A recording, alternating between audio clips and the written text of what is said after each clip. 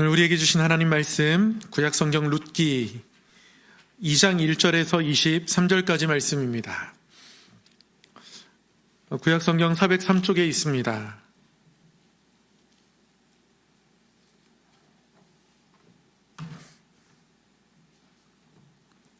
한 절씩 말씀을 교독하도록 하겠습니다.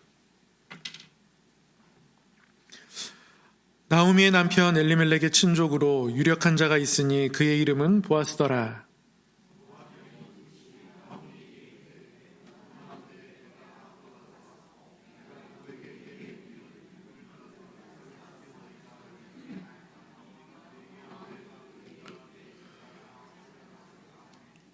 룻이 가서 베는 자를 따라 밭에서 이삭을 줍는데 우연히 엘리멜렉의 친족 보아스에게 속한 밭에 이르렀더라.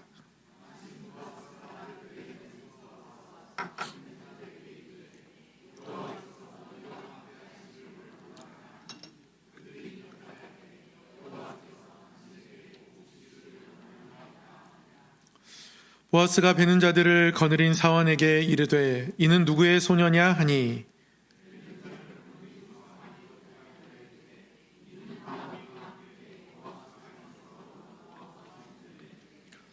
그의 말이 나로 베는 자를 따라 단 사이에서 이삭을 줍게 하소서 하였고 아침부터 와서는 잠시 집에서 쉰 외에 지금까지 계속하는 중이니이다.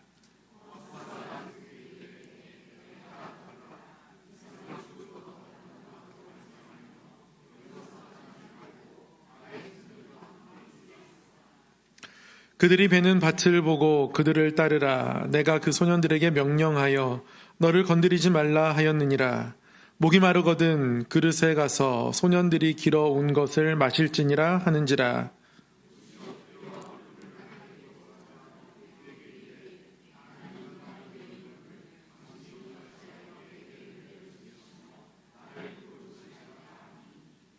보아스가 그에게 대답하여 이르되 네 남편이 죽은 후로 네가 시어머니에게 행한 모든 것과 내 부모와 고국을 떠나 전에 알지 못하던 백성에게로 온 일이 내게 분명히 알려졌느니라.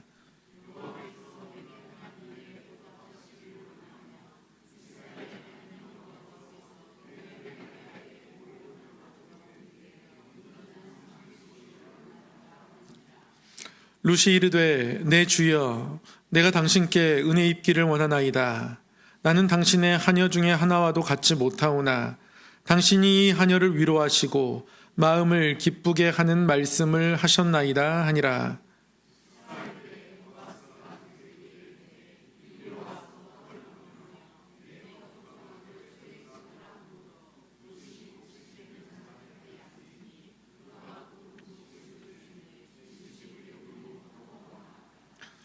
룻이 이삭을 주우러 일어날 때에 보아스가 자기 소년들에게 명령하여 이르되 그에게 곡식단 사이에서 죽게 하고 책망하지 말며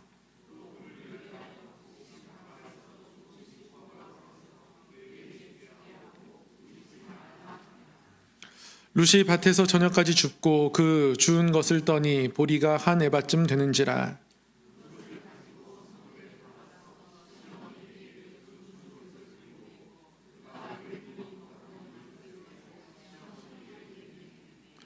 시어머니가 그에게 이르되 오늘 어디서 주었느냐 어디서 일을 하였느냐 너를 돌본 자에게 복이 있기를 원하노라 하니 룻이 누구에게서 일했는지를 시어머니에게 알게 하여 이르되 오늘 일하게 한 사람의 이름은 보아스니이다 하는지라.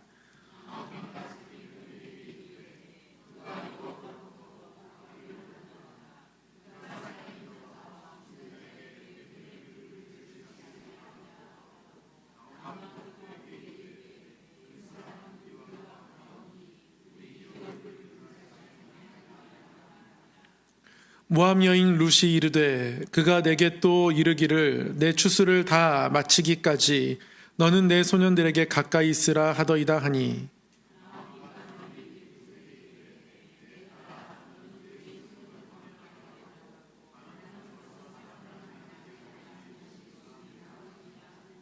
함께요. 이에 룻이 보아스의 소녀들에게 가까이 있어서 보리추수와 밀추수를 마치기까지 이삭을 주우며 그의 시어머니와 함께 거주하니라. 아멘. 오늘도 말씀을 배우고 또 말씀을 따르며 말씀에 비추어 우리 주님을 닮아가는 귀한 자리에 나오신 우리 성도님들 환영하고 축복합니다. 날씨가 굉장히 추운데도 불구하고 많이 안 오시면 어쩌나 걱정했는데 저 혼자의 그냥 괜한 걱정이었습니다. 한번 옆에 분에게 한번 이렇게 인사했으면 좋겠습니다. 당신이 이렇게 뜨거운 줄 미처 몰랐습니다. 당신이 이렇게 뜨거운 줄. 네. 오늘은 지지난주에 이어서 룻기 두 번째 시간입니다. 룻기 2장에는 이제 룻과 보아스의 만남이 기록되어 있는데요. 오늘 이 이야기를 통해서 함께 은혜를 나누도록 하겠습니다. 지난주에 부흥회가 있어서 룻기 공부가 벌써 2주 전입니다. 1장을 잠깐 리뷰하고 지나가도록 하겠습니다. 룻기 1장에는 이제 룻과 나오미가 만나는 이야기가 나오죠. 룻기를 전체적으로 보면 그렇습니다. 이제 룻이 가장 중심 인물이잖아요. 룻 하면 그 이름의 뜻이 친구, 동반자 이런 뜻입니다. 룻은 나오미에게 동반자가 되어 주었고 나중에 룻은 또 자신의 동반자 보아스를 만나게 되고 그 사이에서 예수 그리스도가 이제 태어나게 되죠. 그래서 우리를 영원히 중보하시며 우리와 함께 하시는, 우리를 구원하시고 우리와 함께 하시는 예수 그리스도, 그 동반자까지도 미리 보여주는 것이 룻기 이야기라고 크게 설명할 수 있습니다. 그 1장에 보면 이런 스토리가 이제 진행이 됩니다. 처음에 엘리멜렉과 나오미 부부가 가뭄 때문에 베들레헴을 떠나서 모압으로 이주하게 됩니다. 근데 이들에게는 말룬과 기론이라는 두 아들이 있었는데 그들을 모두 모압에서 모압 여인과 결혼을 하게 돼요. 근데 이 이후에 불행하게도 나오미는 남편을 잃게 되고 또 이후에는 두 아들마저 잃게 됩니다. 이렇게 큰 불행한 일들을 겪은 그녀는 상실감 가득한 채로 결국 고향 베들레헴으로 돌아오게 됩니다. 이게 1장의 내용입니다. 여러 인물들이 나오는데 인물들을 머릿속에 좀 그리고 있으면 룻기를 읽을 때 굉장히 편할 수 있습니다. 방금 줄거리를 통해서 살펴본 것처럼 엘리멜렉과 나오미가 부부고요. 그 사이에서 말룬과 또 기련이 태어났고 각각 룻, 오르바, 모압 여인들과 결혼을 하게 되었습니다.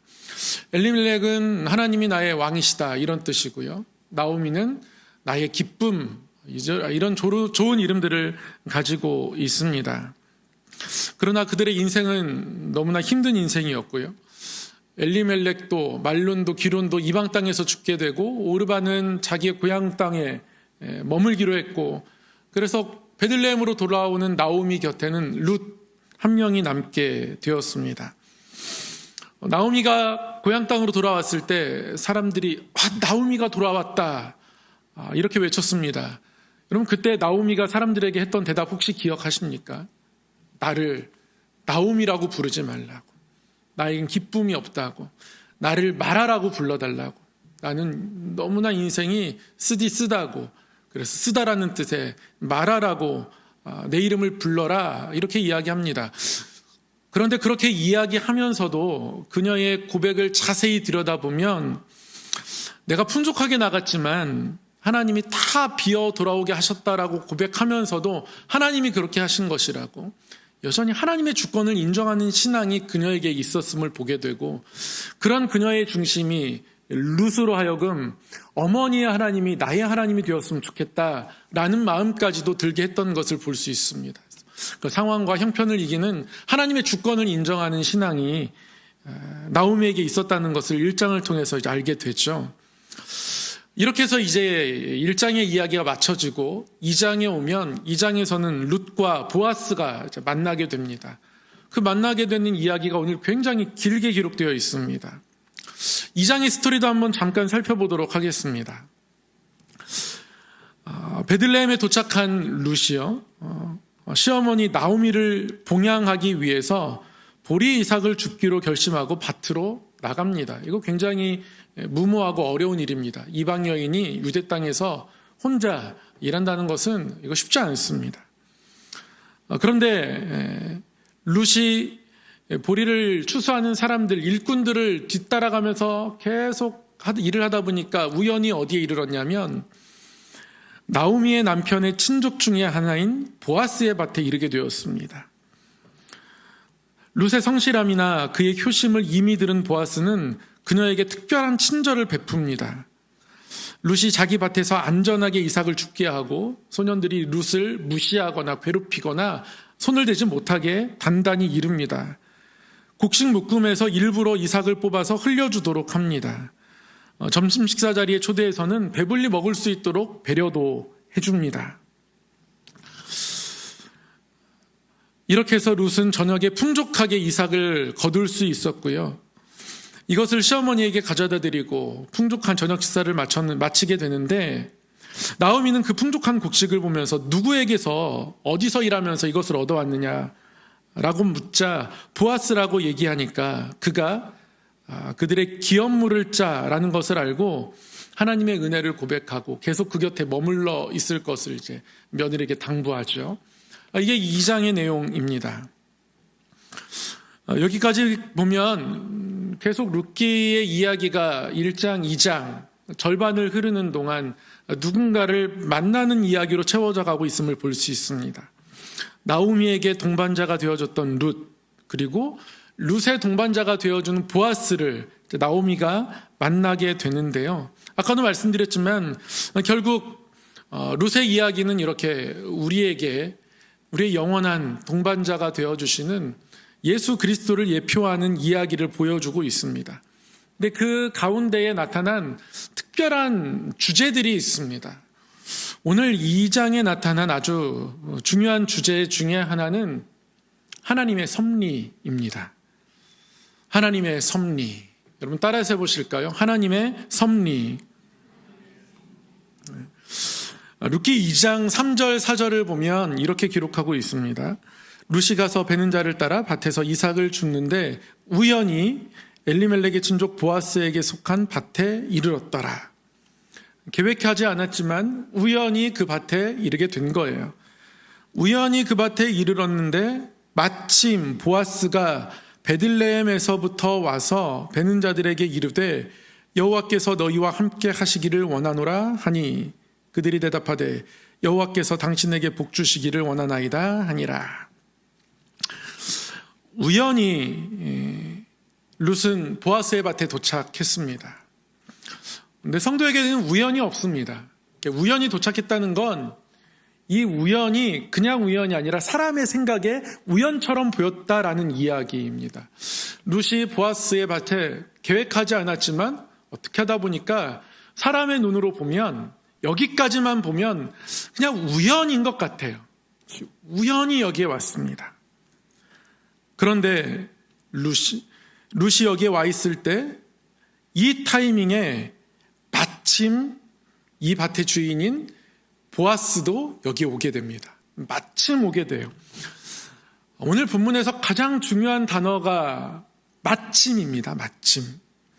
히브리어로 왜 힌네라는 말인데요. 이게 감탄사입니다. 보라, 주목해라, 중요하다. 그래서 영어 성경의 많은 버전들을 읽어보면 영어 성경 중에서는 흐름을 살려서 이야기가 잘 이해하도록 번역된 성경들이 있습니다. 대표적인 버전이 이제 NIV. 그런데 원문을 최대한 살려서 번역하라는 번역들도 있습니다. 대표적인 번역이 킹 제임스 버전 아니면 뉴 스탠다드 버전, 이런 것들은 원문의 의미를 좀 최대한 살려서 번역하려고 하는데요. 이러한 영어 성경들을 보면 behold라는 말이 딱 문장 가운데 있습니다. 마침 봐라, 우연히 온 것 같은데 봐라, 그때 보아스가 여기에 나타나지 않느냐, 그것을 보라는 거예요. 하나님이 이것 가운데에 섭리하고 계시는 것을 보아라라고 성경 본문이 말씀하고 있는 겁니다.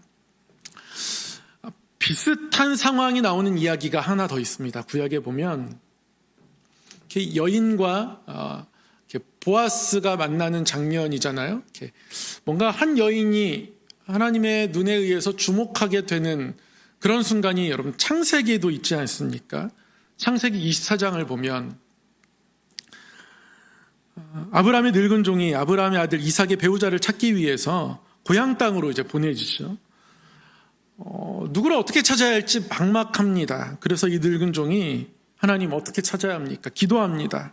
기도하면서 하나님 우물에서 내가 물을 먹기를 청했을 때 나에게도 물을 주고 내 낙타에게도 물을 주는 사람이 있으면 그 사람을 택한 자로 알겠습니다.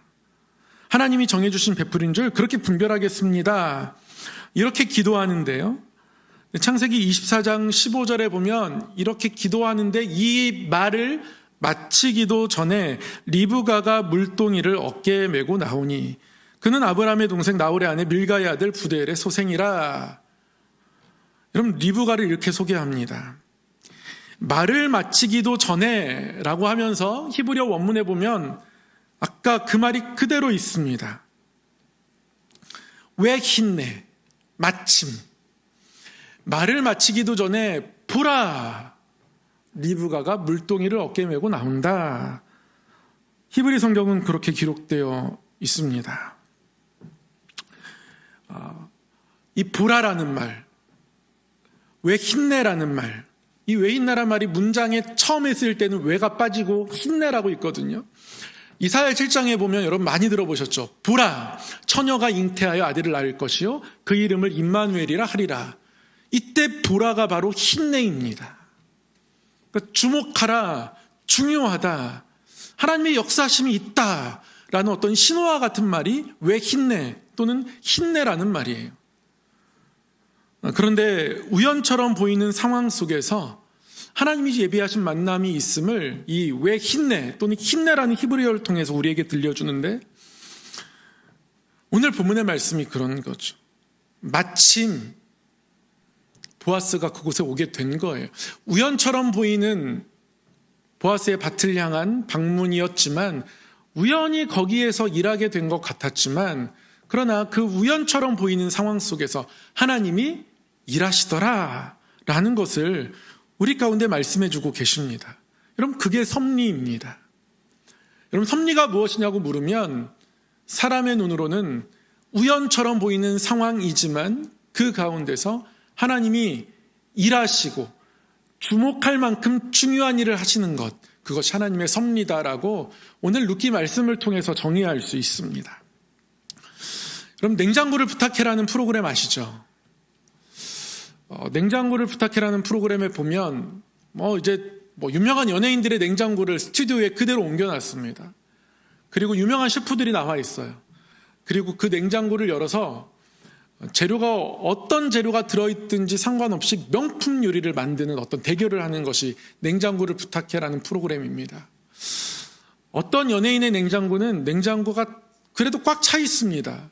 근데 어떤 연예인의 냉장고는 정말 오래된 음식들, 버릴 것으로 가득 찬 냉장고도 있어요. 제가 자주 보진 않지만 한번 기억나는 게 누군지는 잘 생각나지 않는데요. 냉장고의 절반을 셰프가 버리더라고요. 유통기한 지난 것도 많고 정말 집에 있는 걸 그대로 옮겨왔나 봐요. 이거 버리고 저거 버리고 저거 버리고 별로 남아있는 게 없습니다. 그런데 별거 아닌 재료를 가지고 진짜 셰프들은 명품 요리를 만들더라고요. 맛있는 음식을 만들어내더라고요. 제가 그때 그런 생각을 했습니다. 우리 삶에 쌓여있는 것이 어떤 것이라 할지라도 그것이 하나님 손에 들려지면 하나님이 그것을 통해서 선한 일을 우리에게 선물로 나타내 주지 않으실까. 우리 삶에 어떤 재료가 있든지 간에 우리는 그래서 늘 하나님을 기대할 수 있는 것 아닐까. 그런 생각을 했었거든요. 우리의 인생의 파편이 우연 같은 파편이 있을 것처럼, 쌓여 있는 것처럼 보여도 여러분, 하나님은 일하십니다. 하나님은 마침내 일하십니다. 여러분, 그런 하나님의 섭리를 누가 경험하겠습니까? 하나님의 섭리를 경험하는 사람들이 있습니다. 여러분, 루시 오늘 하나님의 섭리를 경험하게 되잖아요. 우연처럼 보아스의 밭에 갔지만 그게 우연처럼 보이는 사건 속에서도 하나님의 일하심이 나타나지 않습니까? 누가 하나님의 섭리를 경험하는가? 여호와의 날개 아래를 사모하는 사람이 하나님의 섭리를 경험하게 됩니다. 룻기 2장 12절 말씀 이렇게 기록하고 있습니다. 여호와께서 내가 행한 일에 보답하시기를 원하며 이스라엘의 하나님 여호와께서 그의 날개 아래에 보호를 받으러 온 내게 온전한 상 주시기를 원하노라 하는지라. 여러분, 룻이 하나님 앞에 어떤 신앙 고백을 가지고 살아가는지 베들레헴에 살아가는 룻의 모습을 우리는 구체적으로는 알 수 없습니다. 룻이 모압 땅에서 베들레헴으로 올 때 어머니의 하나님이 나의 하나님 되기를 바라는 마음이 있었다는 것은 알 수 있습니다. 그러니까 룻은 내가 하나님을 어떤 하나님으로 나의 고백 가운데 살고 싶었다는 마음이죠. 살고 싶었던 것이죠. 그런 마음을 가지고 있었습니다. 그런데 오늘 룻의 마음을 보여주는 표현이 있습니다. 그럼 보아스가 룻에게 하는 말인데요. 네가 행한 일에 보답하시기를 원하며, 그러니까 하나님의 돌보심을 늘 바라면서 룻은 이삭이라도 주우러 나갔던 거예요. 아주 작은 것이지만 하나님이 거기서도 돌볼 수 있다는 믿음 가지고 나아간 겁니다. 성실했습니다. 어머니를 보호하기 위해서, 섬기기 위해서 룻은 발벗고 나섭니다. 그런데 그런 룻의 모습에 대해서 보아스가 이스라엘 하나님 여호와께서 그의 날개 아래에 보호를 받으러 온 내게 온전한 상 주시기를 원하노라. 하나님께서 너에게 상 주시기를 원하는데 보아스가 알고 있는 룻은 어떤 여인이냐면 하나님 날개 아래 보호를 받고자 하는 여인이었다는 거예요. 보아스의 주관적 견해를 여기에 기록하고 있는 것이 아닙니다. 보아스의 입을 통해 룻의 중심이 어떤지를 지금 말씀이 보여주고 있는 겁니다. 그러니까 룻은 자기 이방 여인이고 아무것도 할 수 있는 것이 없지만 기껏 할 수 있는 것이 이삭 줍는 거, 그 추수하면 그 곡식 줍는 거, 그거밖에 할 수 있는 것이 없지만 그러나 그것을 통해서도 하나님이 나를 보호하신다라고 믿으며 고백하며 오늘 하루를 살아가고 있는 겁니다. 하나님의 작은 보호하심이지만 그 작은 일 속에서 하나님의 크신 손을 바라보며 살아가는 사람인 겁니다. 여러분, 그런 이야기가 있습니다. 사람은 할 수 있는 일을 하지만 하나님은 의도하는 일을 행하신다. 하나님은 할 수 있는 일을 하지만 사람은 할 수 있는 일을 하지만 하나님은 의도하는 일을 행하신다. 어느 목사님이 룻기를 설교하시면서 하셨던 말씀이에요. 제 오랜 성경책에 적혀 있어서 누가 하신 말씀인지도 잘 기억은 나지 않습니다. 여러분, 생각해 보면 그렇습니다.